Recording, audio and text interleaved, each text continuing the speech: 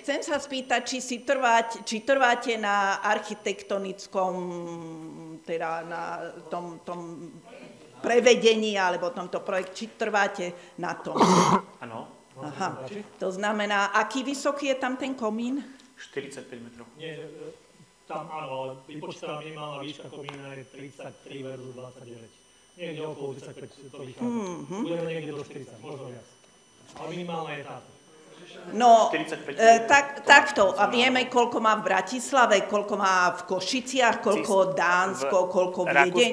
Všade máme cez 100 metrov. To nie je pravda. V Ale Cisterdorfe v Rakúsku, v tom 42 metrov. 42 metrov. Dobre, ale je to práve kvôli tomu, že toto chcete povedať, že stačí? To má 42, áno. Rakúsky Cisterdorf má kapacitu 165 100 a výška komína je 42 metrov. 42. Áno. A stačilo im to tam?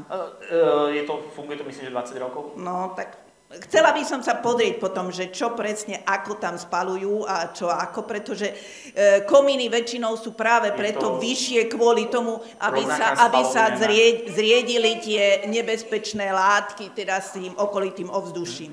Takže je to kvôli tomu a zase máte ju v takej, čiže hovoríte 42, no tam to bolo v takej výške pomaly ako tá výhliadka, takže ja by som neodporúčala tam chodiť deťom na výhliadku k vyústiu toho komína.